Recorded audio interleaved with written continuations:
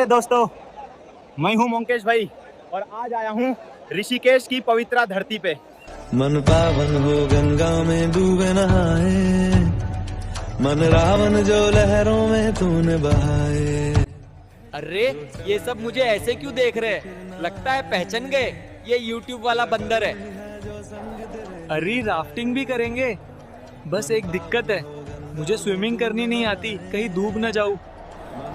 और ये देखो भाई, समोसा जलेबी सब रेडी है। ऋषिकेश आए हो खाना ना खाए तो क्या पता, राफ्टिंग करने के बाद बहुत तेज भूख भी लग रही है। दोस्तों, अगर व्लॉग पसंद आया तो लाइक करना।